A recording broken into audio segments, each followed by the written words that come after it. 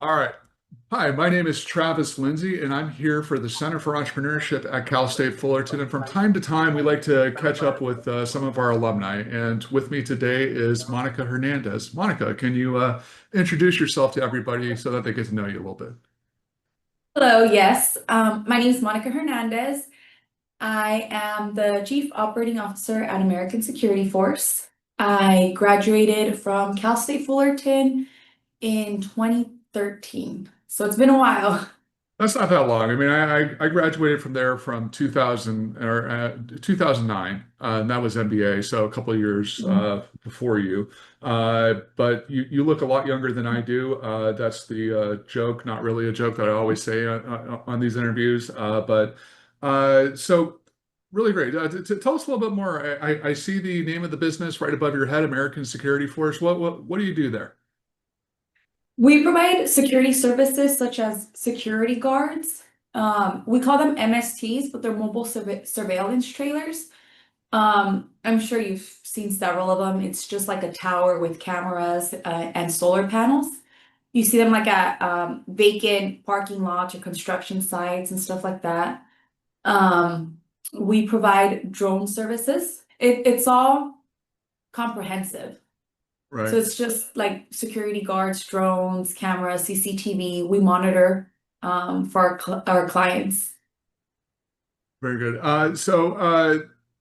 One of the things that I think people don't realize about an entrepreneurial education is that it doesn't necessarily mean the goal is to start your own business. And I think you are a really good example of that. Although who knows, maybe in the future you'll start your own business.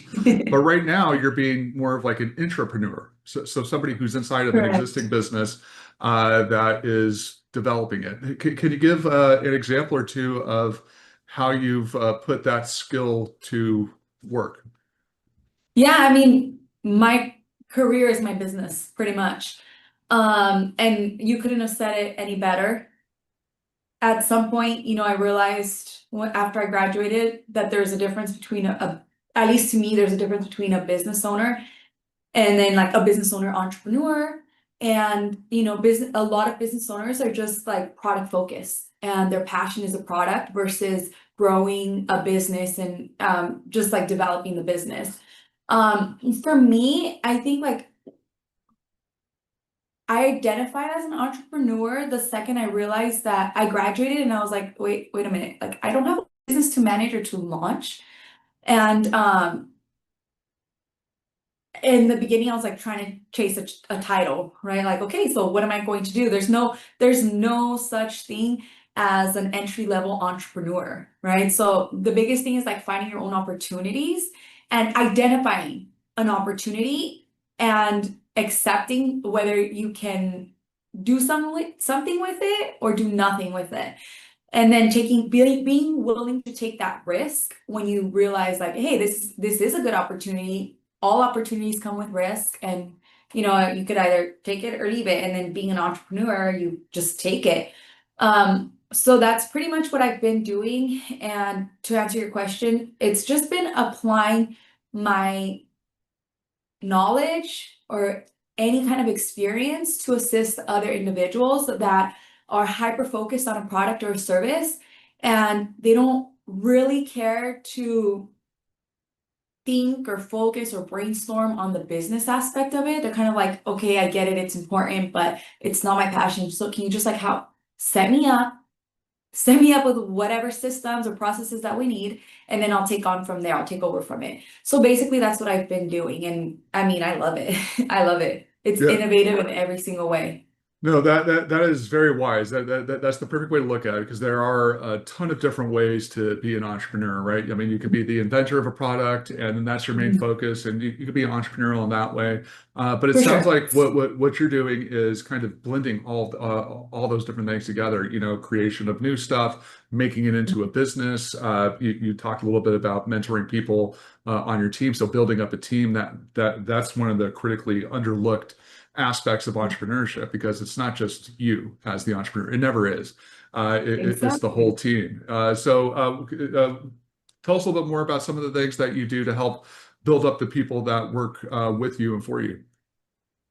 Yeah, so some of the things is just mainly number one is sharing any kind of experience and knowledge that I have, not gatekeeping anything, and just saying like working together to brainstorm. And I know that I can learn from everybody and anybody. Like the biggest things that I say is like, I don't know what I don't know. So just teach me, pretend I know absolutely nothing.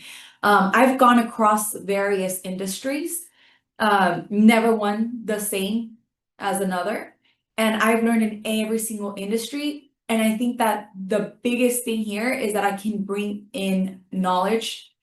I can think outside the box for somebody that's just been focused in one industry and does they're used to their conventional ways that haven't allowed them to scale their business because they're only focused on those ways and the standard of the industry and stuff like that. So just being able to bring in like outside the box thinking and truly provide feedback that they can just build on feedback, that it's not like judgment or anything like that. It's just providing them value. It's always just providing the team, providing a business value, and that stems a lot of it. A lot of it has to do with getting the team to work together in the beginning, right? So one of the biggest things that got me to like realize what I wanted to do, or that business was the thing for me.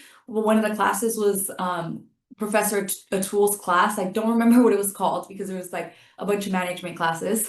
I think he taught leadership primarily. Okay. Yeah. Well, I would call it the congruency concept of congruency. So like that is the biggest thing. So being able to like come in and have every single gathering the key people in every department and teaching them to speak with one another, because a lot of the times that's what happens in a business is that you have I'll say the professionals focusing on their job and not really minding anybody else's, saying like, well, I'm the marketing person, I'm just going to do marketing and I focus on marketing and that's all, but they're not communicating with individuals from other departments. So yeah, no, I was just going to add in. I mean, I taught that class. I'm sure a lot less good than Atul did it. So I know a little bit about the congruency model. It's about aligning everybody with the overall mission of the company or the business or the project. So really good. And I'm sorry, I cut you off. What else were you going to say? Oh no, you're good. You're Okay. good. So speaking of Atul and Cal State Fullerton, I was looking through your LinkedIn. You're one of the students, one of the few students I've seen who will actually list all the different projects that you did as a student in the entrepreneurship program. I'll just go through them really quick. So you did consulting projects for Rance's Chicago Pizza, Forell and Associates, Stacks Bowers Galleries, and Valentine Chiropractic. First question there. Do you look back on those projects fondly? Because, students before they get into the program, they don't realize how much work it is. So did you have a good experience with those? It's more value than work. I mean, it's not work. It's not. It's just you cannot get anything like it. That's like it's you come out and you graduate and you're like, wait a minute. Like at least for me, I was like, okay, do I go and get my MBA, have zero experience, right, in the world of business, get my MBA, waste several years doing that, and then I come out with no experience? Or do I just go into the world and get some experience and maybe go back for my MBA? And this is like the start of all the experience. I think that all of those programs allowed me to realize my potential, because like the basis of my success is being lost, really. Like in the beginning, I was just lost. And once I found this and I was able to apply everything that I already like I knew and I learned, I don't know, it just like opened the doors a lot. And I definitely think back on it all the time. I attribute a lot of my success to it because that's where I initially started the whole business consulting. Because in essence, like that's what my career has been, consulting for other businesses and helping them out. And I think that it just opened the horizons for me. being able to do those projects. A couple that I guess I didn't list was actually was selected as like an extra project type of thing because we didn't have enough businesses to consult for. Uh, Professor JJ selected myself to lead a team and to do the business online, so business plan for the online program for the MSIT. So I got to work with I got to work with the president of the program, which back then was Dr. Pandya. And then I was able to also work with Dr. Kondo. So just being able to do that, and it reassured me the fact that I had all these professors and professionals behind me, and just, you know, putting their seal of approval to like every idea or anything that I just came up with and wanted to help with. Like, it's been an amazing experience, and even until now, like I always recommend it to others. And if you want to have if you want to go through a business program that's going to be like hands-on and truly give you opportunities to know what the real world is going to be like, it's the one at Cal State Fullerton. Yeah, so in my undergrad, it was finance and economics, and then I, didn't take your advice because I mean, I was a few years before you. You probably didn't have this advice yet, and I went directly to the MBA program, and that's where I started doing the consulting projects. I concentrated on entrepreneurship, took JJ's class. Yeah, you're absolutely right. I mean, it's good to learn all that stuff from the book, but being able to actually go out there and practice it made a huge difference in everything that I learned. Speaking of JJ, I mean, he's retiring in a few days now, actually. But we don't need to talk about that. There's been enough people talking about that. I mean, we recently just had an event and everybody was saying good things about him. I wasn't there, and we've had a bunch. So enough of JJ. But speaking of JJ, you took his business launch classes, right? Do you remember what, for starters, what concept did you work on, and was it the one that you came up with? We actually won the business, like one of the competitions. No, in his class, the business plan and then business launch class. Yeah, the new venture launch. Yeah, yeah. We with that one we entered a competition. So we did not use my idea. We just kind of like went off of somebody else's. Oh, And we all thought that everybody got to pitch their idea, right? It's just like whatever comes up to your head, like right now, whatever comes in your head. So we all just pitched our ideas, and then I end up just saying like, hey, you know what? Let's go with this girl's because she has a pretty good idea.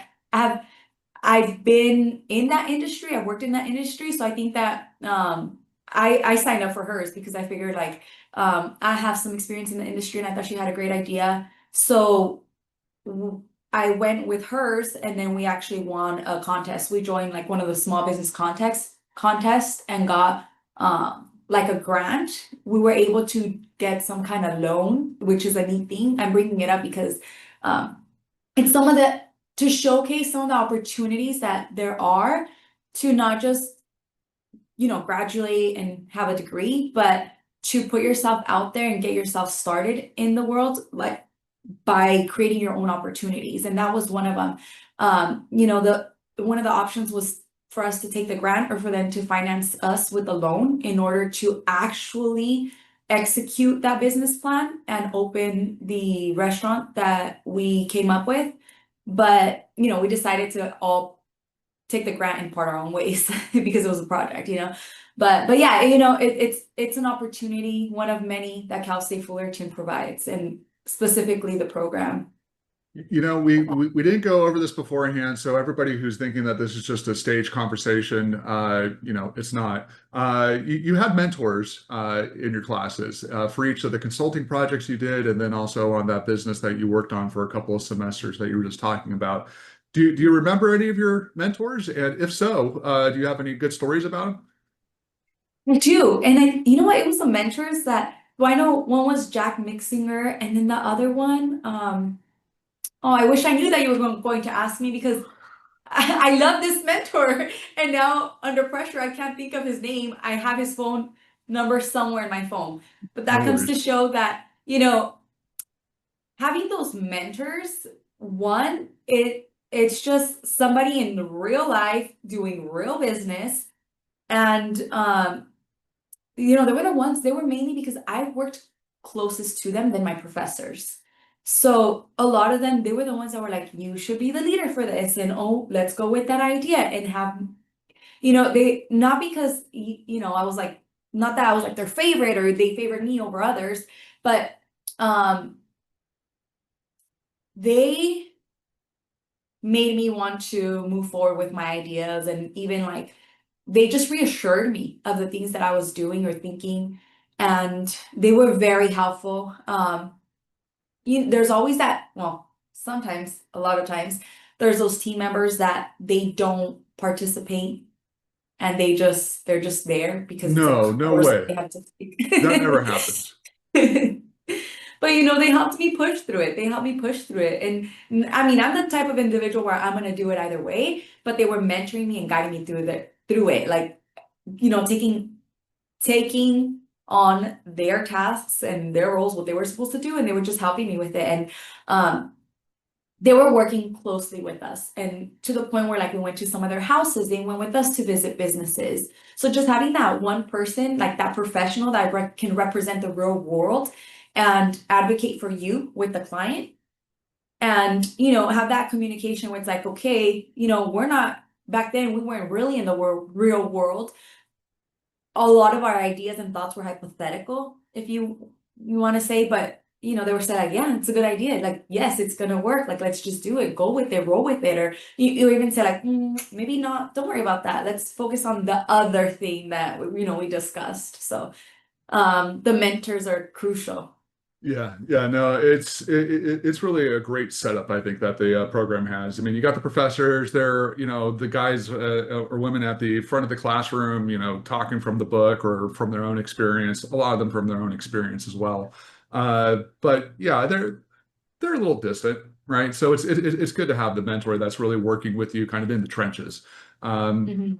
so from all that experience, all those projects, you did 4 consulting projects, I think, right? Or did you do 5 I like a ended up doing psycho? like 5 or 6. Okay, so I just didn't list them. you're one of the interesting kind of psychotic students. That's good. Do you remember like any key lessons that you learned from that? Like 1 or 2 key things that have stuck with you all these years, a decade ago, that you still use today in your professional life or your personal life? Yeah. So you said, for me, a lot of my ideas are like, it's funny that you stated that, psychotic student or whatever, because my ideas are so crazy. Like, some people are like, they're crazy, but they're so crazy they might work. Or, man, it's so stupid, but stupid enough that it might work, right? Like, Right. so outside the box. And I think like that was the biggest thing, is that there is no cookie cutter, there is no standard. So you need to be unconventional and seek unorthodox methods and ways, because, and I always say this, like Einstein says, right? You keep doing the same thing over and over, expecting different results and expecting something different. It's not going to happen. So just being able to, we didn't just study like one industry, one field. And, a lot of people will say like, well, so what? Like, you know accounting, finance, management, this, that. Like, so what, you're like a jack of all trades? It's like, no, I could just speak fluently across every single department. And it's the same thing when I was in school at Fullerton, we didn't just focus on one industry or one subject or one topic. It's just a lot of different things that some people's brains just can't piece together. And being able to grasp what's most important and applying it to what's relevant. So just being unconventional, seeking different ways and finding your own way to make things happen. I mean, we studied a lot of companies that failed, and then like we discussed what could they have done differently, and there was so many different options. It's not a cookie cutter type of thing.